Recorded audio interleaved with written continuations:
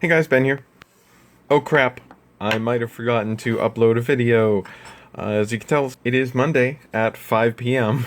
I'm recording this last second because I forgot, hey, I need to make a video every Monday. So, this is going to be kind of a cheap little update. I'm sorry, I apologize. Please forgive me. This is the final version of the Flywheel cage. I am hoping to get this molded and ready for production before Friday, this Friday, the 22nd. I still need to sand a little bit and refine everything.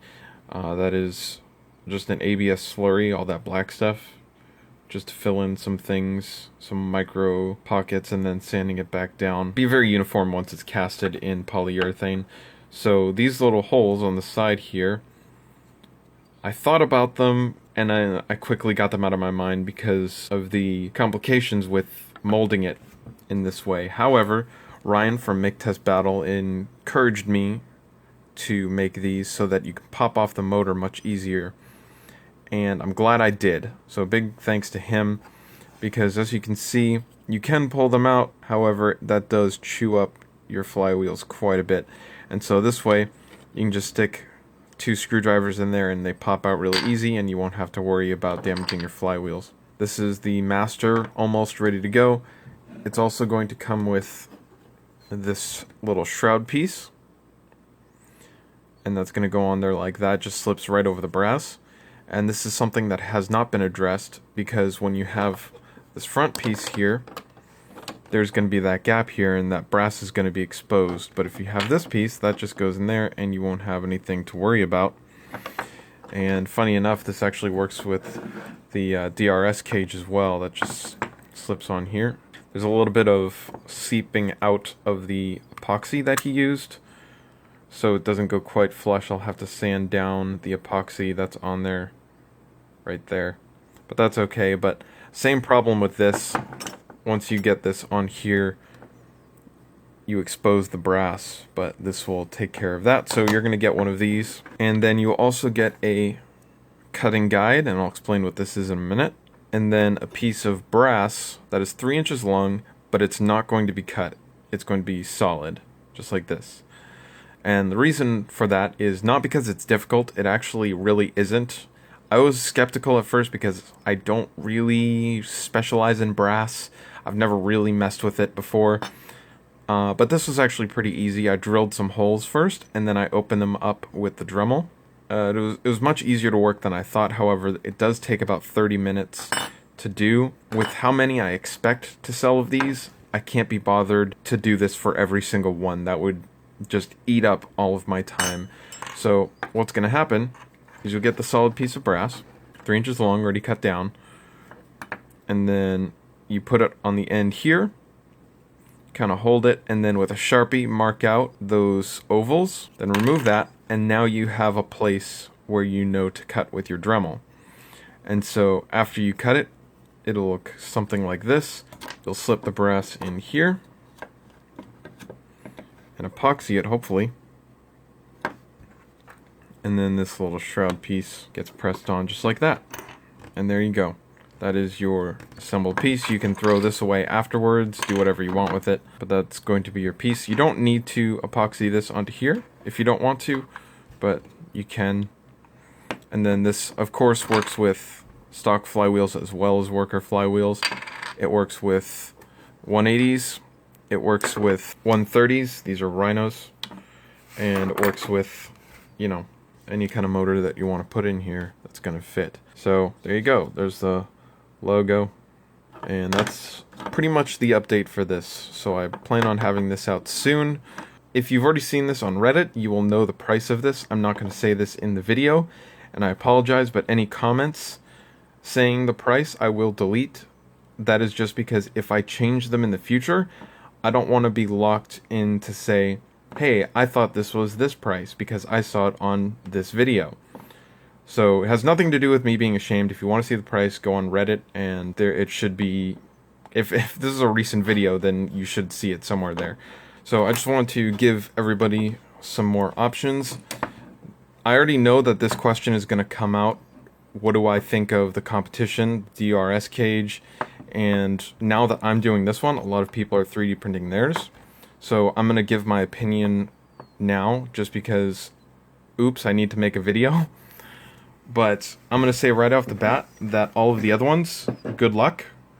I genuinely mean that, because this is probably 9 or 10, number 9 or 10 that I've actually printed as a solid, just because of the testing and everything that I've had to do. I've gone through Make Test Battle, and he's testing these right now. I've consulted with Ryan specifically for Make Test Battle. I've consulted with Tom from Foam Data Services, as well as a few other people. I've just done so much work. This is version 3.4, and yes, there has been everything in between there, from 1 to 1.1 to 1.2 to all the way up to 3.4. So there's a lot of work involved in perfecting something like this. I don't think this is perfect by any means, but it is as close as my abilities allow me to. So, genuinely, to those who haven't finished their cage, good luck. Most of the battle is just figuring out where everything needs to go, and then the other half of the battle is testing it and making sure that it actually works. I would not recommend printing your own flywheels, or even getting them printed from somewhere else, just because these are such balanced pieces of equipment that I would not recommend you trying to make them. I don't think they're going to work. No offense to anyone's skill. Unless you have a lathe like this, that's going to be really, really hard to make. So, directly comparing it to this one, the DRS cage, yeah, I have a DRS cage, so that should say something. However, this shipped is 1/3 the price of this shipped. This is not 3 times as good as this. Period. This has probably about 90% of the capabilities of this. But this is 300 times the price of this. So it's kind of a matter of what are you willing to do. I'm putting this one in my personal primary. However, for everything else that I do, I am never going to buy another one of these. It was a very big hassle to get this.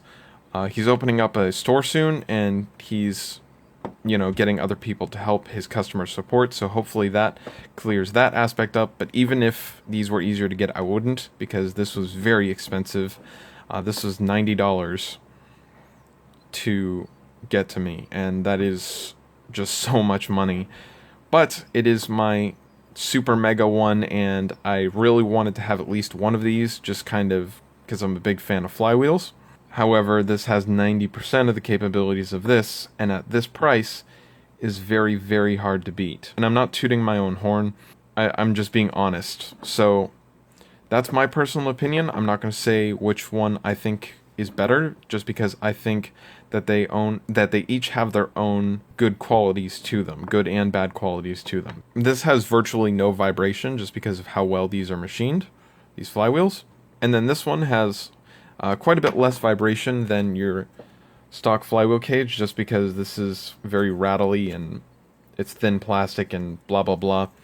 This is pretty quiet even while it's 3D printed, and when it's casted in polyurethane, it's going to be even better for sound dampening. With worker flywheels, I mean, you're getting pretty good vibration control here. So probably about 85% in terms of, if this was 100%, then this is probably going to be 85% in terms of vibration and noise. That's all of the facts that I can give you, and I expect you guys to make your own determinations. However, I think that this is good for the community. A little competition never hurt anyone, and at the very least, this is going to give you guys better parts for cheaper with all the competition, because as of filming this video, this is the only thing you can get in terms of a third-party flywheel cage system. And so there's no competition for this at all, meaning he can charge whatever he wants for this. This hopefully will bring down the competition and get some more things out there, and at the end of the day, that's my goal, is to get more competition out there so that you guys can do these things without paying an arm and a leg. This is what this cage was meant for, is to get this level of performance but not having to pay for it. And that's what this project was about. So let me know what you think in the comments below. If you have any questions, go ahead and ask them. Thanks for watching.